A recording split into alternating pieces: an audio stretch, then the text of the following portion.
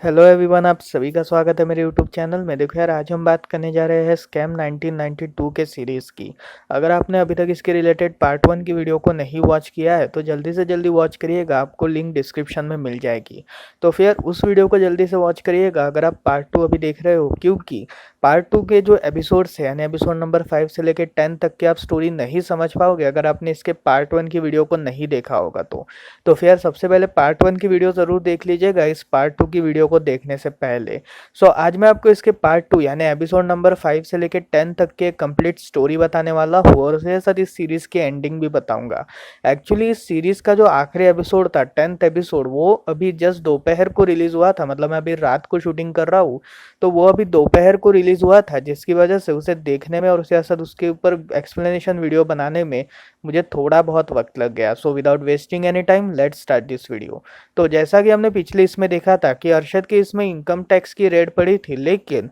उस रेड के दौरान इनकम टैक्स ऑफिसर्स को कुछ भी नहीं मिलता, जिसकी वजह से हर्षद जो था वो इस रेड से बच चुका था। अब यहाँ पर हर्षद जो था वो धीरे धीरे काफ़ी बड़ी पोजीशन हासिल कर चुका था, जहाँ पर कुछ कुछ लोगों का ये तक कहना था कि हर्षद को अगला फाइनेंस मिनिस्टर बनना चाहिए, क्योंकि उसके फाइनेंशियल और उसके साथ उसके फाइनेंशियल एक्सप्लेनेशंस के वजह से ही आज के समय का स्टॉक मार्केट इतना आगे बढ़ चुका है। अब यहाँ पर हम ये देखते हैं कि अरशद के जो दुश्मन थे वो और भी ज़्यादा परेशान थे कि आखिर वो अरशद को कैसे फंसाए, क्योंकि उन्हें कुछ ना कुछ तो भी चाहिए था ताकि वो अरशद को पूरी तरीके से बर्बाद कर सके। लेकिन उन्हें अरशद के खिलाफ एक भी चीज़ नहीं मिल रही थी और उन्हें ये बात भी पता थी कि अगर हमने अरशद को बर्बाद करने की कोशिश की तो कल को चल के अरशद हमें भी बर्बाद कर सकता है, जिसकी वजह से उसे बर्बाद करने का उन्हें कोई भी रास्ता नहीं दिख रहा था। लेकिन उसके कॉम्पिटिटर्स को ये बात पता नहीं थी कि उनका रास्ता जल्द ही मिलने वाला है। एक्चुअली एसबीआई का फाइनेंशियल ईयर ख़त्म होने वाला था और तब वो पिछले साल के सारे रिकॉर्ड्स को चेक कर रहे थे ताकि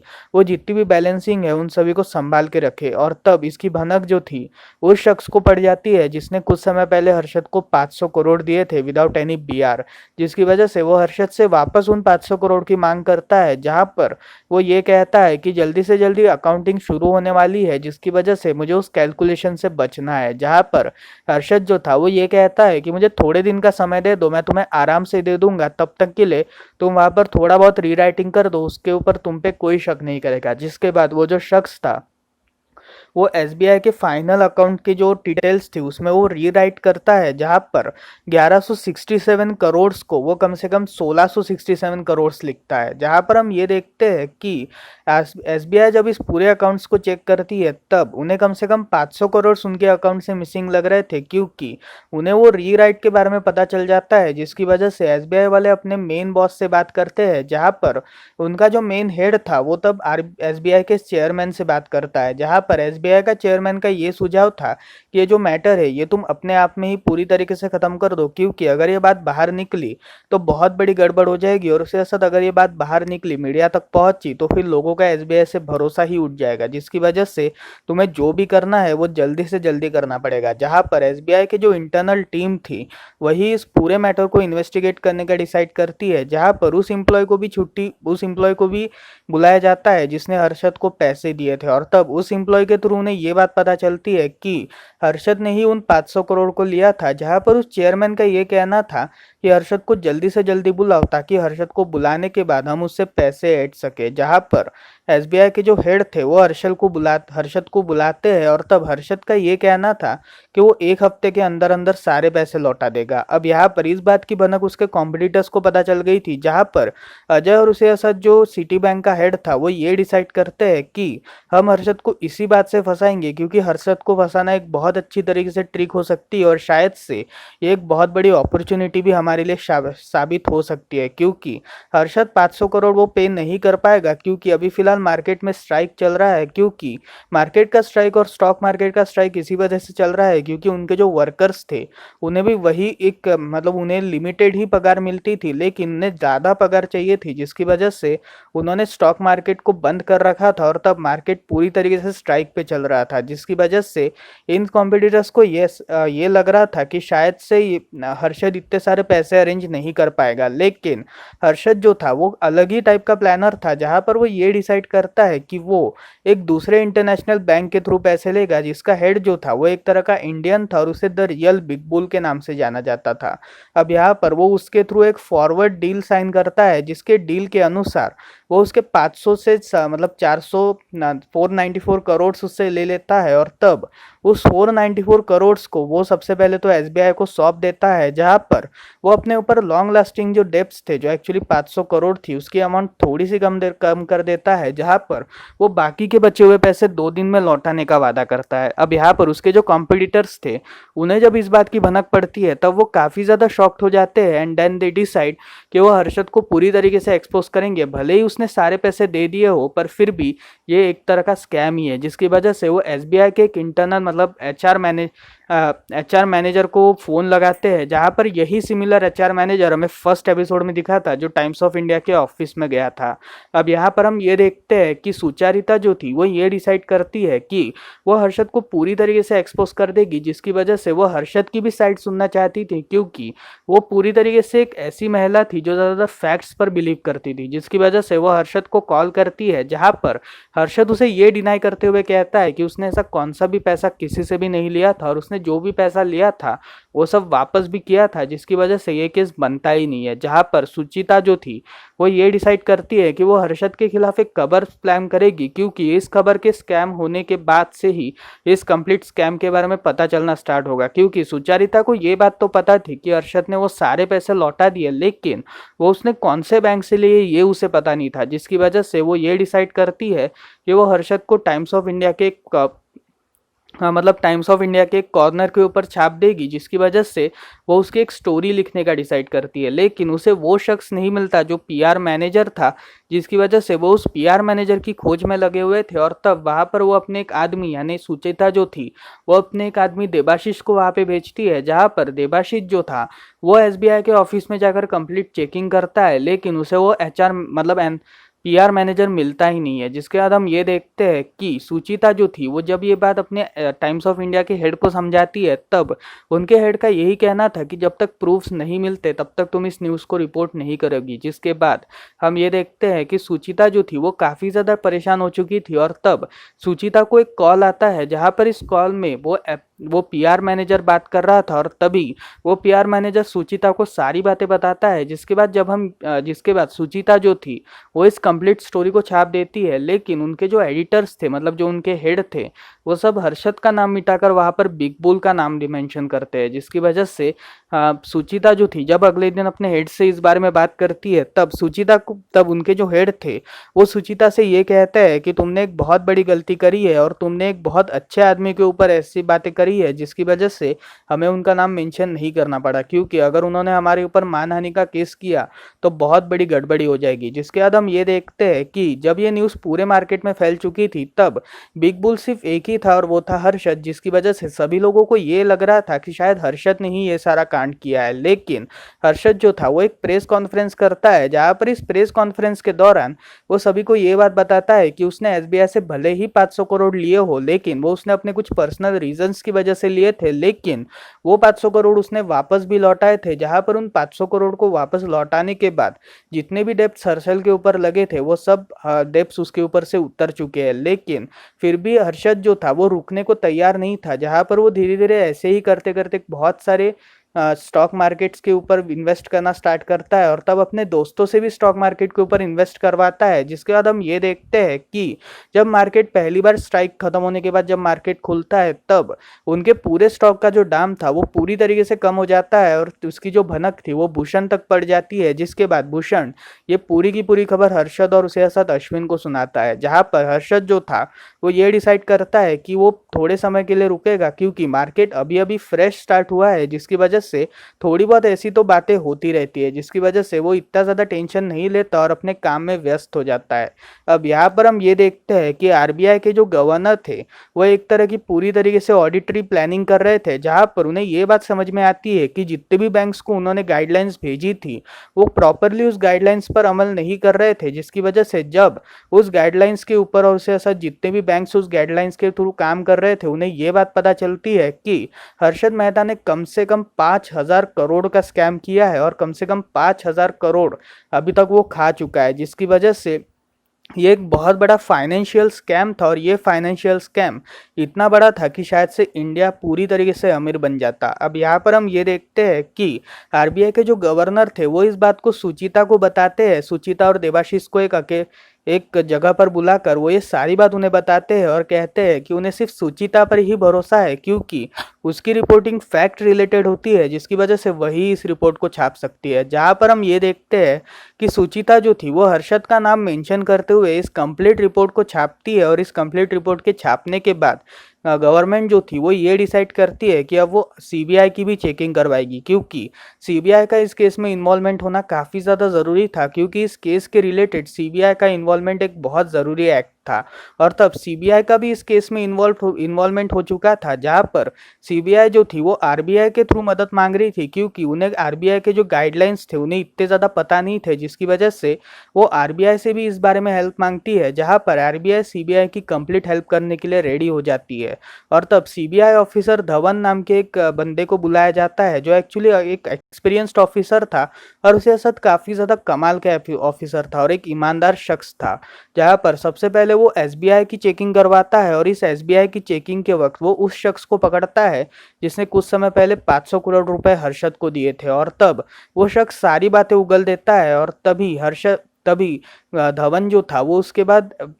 उस इंटरनेशनल बैंक के हेड को भी पकड़ता है, जहाँ पर उसे ये बात पता चलती है कि अरशद ने कुछ ना कुछ तो भी किया होगा। लेकिन जो इंटरनेशनल बैंक का हेड था वो इस बात से कम्प्लीटली डिनाई करता है और उसे एक फॉरवर्ड डील के बारे में बताता है, जहाँ पर ये एक्चुअली एक तरह की फॉरवर्ड डील थी, जहाँ पर मैं अरशद को पैसे दूंगा और अरशद उसके बदले मुझे बीआर से यानी बैंक रिसिप्ट देंगे। और तभी हम ये देखते हैं कि सीबीआई का जो ऑफिसर था वो उस इंटरनेशनल बैंक के हेड से ये कहता है कि अगर तुमने सच नहीं बोला तो तुम्हें अपनी पूरी जिंदगी जेल में काटनी पड़ेगी और शायद से जितने सालों की तुम्हारी रेपुटेशन है वो सब बर्बाद हो जाएगी। जहाँ पर हम ये देखते हैं कि जो इंटरनेशनल बैंक का जो हेड था वो अगले दिन सुसाइड अटेम्प्ट करता है, जहाँ पर इस सुसाइड अटेम्प्ट करने के बाद जो उसका हेड था वो उसके थ्रू जो इन्फॉर्मेशन हर्षद के खिलाफ मिलने वाली थी वो सारी इन्फॉर्मेशन चली गई थी। जहाँ पर जब धवन इस बारे में अपने बॉस से बात करता है तब उसके बॉस धवन से ये कहते हैं कि तुम्हें जल्दी से जल्दी इस केस को सॉल्व करना पड़ेगा, क्योंकि मीडिया और उसके साथ जो लोग हैं वो हमारे पीछे पागल हुए पड़े हैं, जिसकी वजह से इस केस को तुम्हें जल्दी से जल्दी सॉल्व करना पड़ेगा। और तब धवन जो था वो हर्षद के घर पे चला जाता है, जहाँ पर वो हर्षद के घर पर एक कंप्लीट रेड करता है और तब वो अश्विन और हर्षद इन दोनों को ले जाता है, जहाँ पर अश्विन और हर्षद इन दोनों को जेल में रखा जाता है। और तब धवन हर्षद से काफ़ी सारे सवाल करता है, लेकिन हर्षद सिर्फ यही बताता रहता है कि उसने सिर्फ कुछ पैसे लिए थे, जहाँ पर यह एक्चुअली एक तरह की फॉरवर्ड डील थी और बाकी कुछ भी नहीं। लेकिन धवन का इन सारी बातों के ऊपर बिल्कुल भी भरोसा नहीं था, जिसकी वजह से वो हर्षद को थोड़ा सा टाइम देता है और कहता है कि अगर तुम मुझे सच नहीं बताओगे तो मजबूरन मुझे तुम्हें मारना ही पड़ेगा। अब यहाँ पर अश्विन को बेल मिल चुकी थी, लेकिन हर्षद को अभी तक बेल नहीं मिली थी और उसका रीज़न ये था क्योंकि हर्षद इस फ्रॉड मतलब इस स्कैम में कंप्लीटली इन्वॉल्व था, जिसकी वजह से उसकी बेल मिलना एक इम्पॉसिबल काम था। अब यहाँ पर हर्षद के सारे जो काले कारनामे थे वो सब खुलने लग जाते हैं, जिसकी वजह से हर्षद के ऊपर कम से कम 27 केसेस लगे थे और इन्हीं 27 केसेस की वजह से मार्केट जो था वो पूरी तरीके से लॉस में चल रहा था, जहाँ पर उसका बिजनेस जो था वो भी एक कंप्लीट लॉस की फिगर में चल रहा था। एक्चुअली जितने भी स्टॉक्स थे वो सब अप ही नहीं हो रहे थे, जिसकी वजह से जो स्टॉक मार्केट था वो पूरी तरीके से हिल चुका था। और तब स्टॉक मार्केट की इतनी ज़्यादा गंदी गिरावट की वजह से हर्षद का जो बिजनेस था वो धीरे धीरे चौपट होने के लिए मतलब डाउनफॉल में तब्दील होने के लिए कगार पर खड़ा था। अब यहाँ पर जिन जिन लोगों ने हर्षद के कहने पर पैसे लगाए थे वो भी काफ़ी ज़्यादा परेशान हो चुके थे, लेकिन हर्षद से कोई कांटेक्ट ना होने की वजह से वो भी काफ़ी ज़्यादा हैरान थे। और तब उनमें से जो कुछ लोग थे उन्होंने ये डिसाइड किया था कि वो शहर छोड़कर चले जाएंगे, लेकिन वो भी इतना ज़्यादा सूट नहीं कर रहा था, जिसकी वजह से वो थोड़ा बहुत पेशेंस रखते हैं। अब यहाँ पर हम ये देखते हैं कि हर्षद के ऊपर काफ़ी सारे केसेस चल रहे थे, जहाँ पर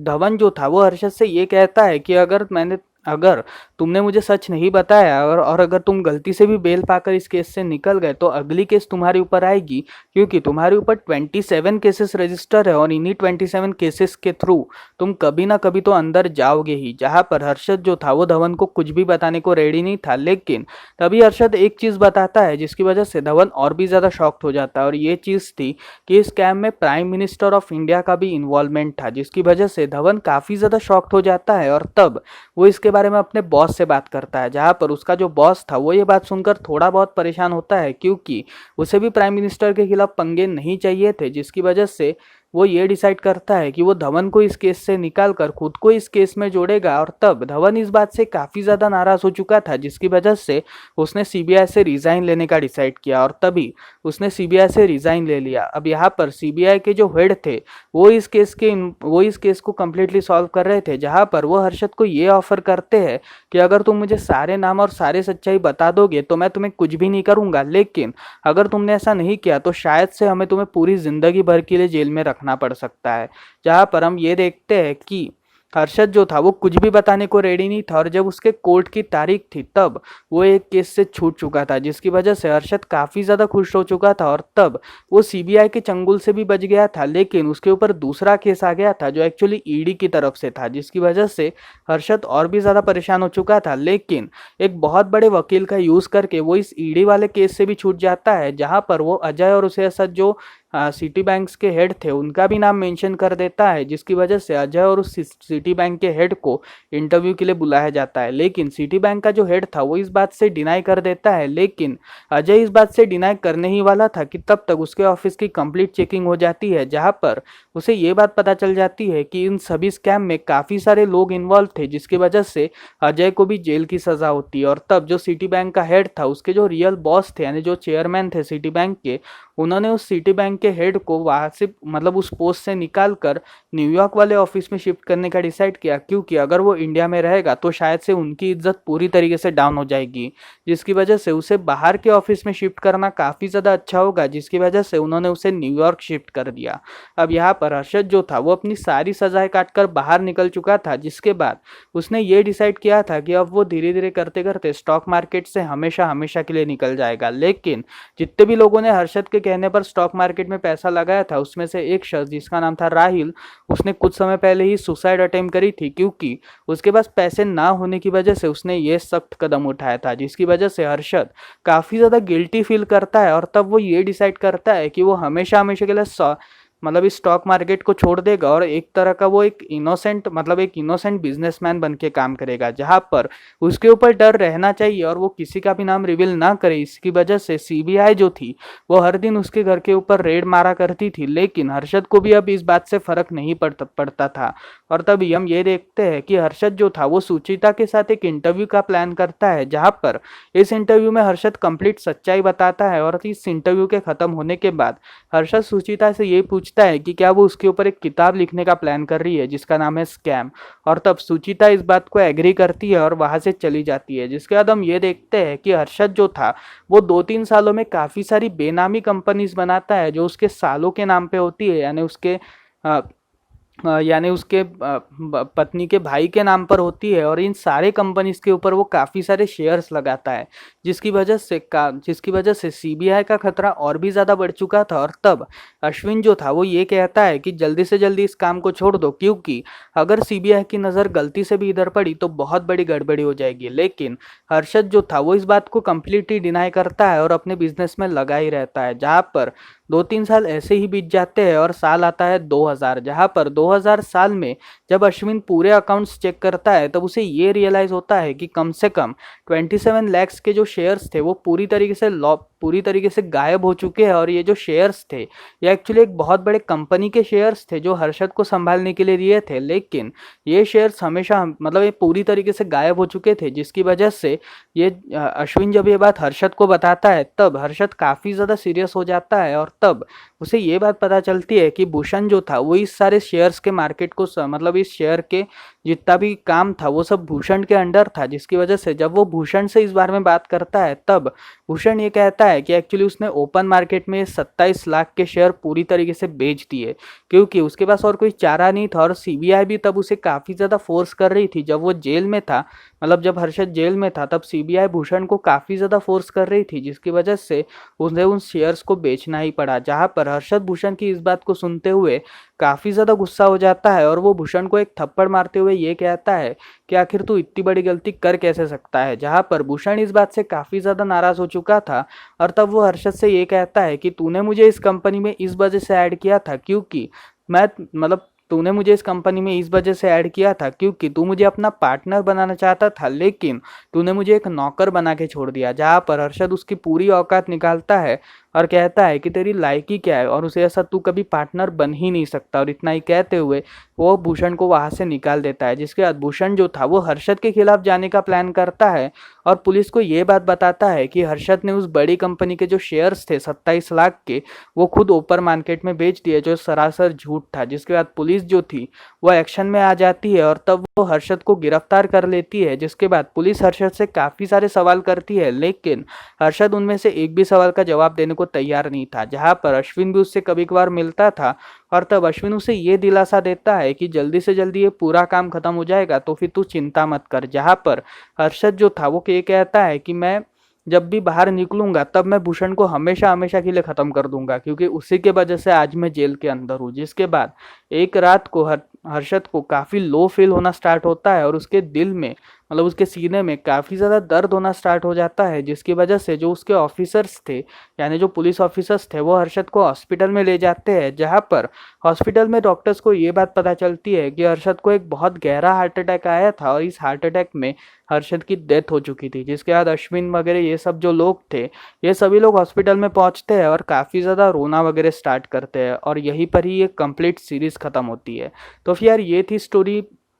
1992 स्कैम की। आपको कैसी लगी मुझे कमेंट सेक्शन में ज़रूर बताइएगा। अब यहाँ पर इसका शॉर्ट रिव्यू अगर देने जाऊँ तो ये सीरीज़ काफ़ी ज़्यादा यूनिक है और उसके साथ ऐसे टॉपिक के ऊपर बेस्ड होना ये सीरीज़ की सबसे बड़ी खासियत है, क्योंकि सोनी लिव आजकल काफ़ी सारे अलग अलग टाइप के सीरीज़ को लॉन्च कर रही है, जिसमें उसकी रिसेंट हिट JL50 एक काफ़ी यूनिक सब्जेक्ट के ऊपर बेस्ड थी जो था टाइम ट्रैवल, और उसके साथ ये जो सब्जेक्ट है स्कैम 1992 ये भी एक काफ़ी ज़्यादा यूनिक टाइप का सब्जेक्ट है, जिसकी वजह से मैं आप सभी से यही अनुरोध करना चाहूँगा कि आप सभी इस वेब सीरीज़ को एक बार तो भी ज़रूर देखिएगा। आपको डिस्क्रिप्शन में एक लिंक मिलेगी जहाँ पर इस लिंक के थ्रू मतलब सोनी लिव की ऐप को आप डाउनलोड कर सकते हो, जहाँ पर इस ऐप को डाउनलोड करने के बाद आप इस कंप्लीट वेब सीरीज़ को वॉच कर सकते हो। कम से कम 10 एपिसोड्स की ये वेब सीरीज़ है और हर एपिसोड 50-50 मिनट का है, जिसकी वजह से आप सभी लोग इस वेब सीरीज़ को काफ़ी आराम से ख़त्म कर दोगे और उसके असर इस वेब सीरीज़ को काफ़ी ज़्यादा इंजॉय करोगे। तो वीडियो पसंद आए तो वीडियो को लाइक करें, चैनल को सब्सक्राइब करो, उस बेल आइकन को ज़रूर दबाएं, क्योंकि मैं ऐसे ही मूवीज़ और वेब सीरीज़ के रिलेटेड वीडियोस आपके सामने रखता रहता हूँ। सो मिलते हैं अगली वीडियो में, तब तक के लिए बाय बाय।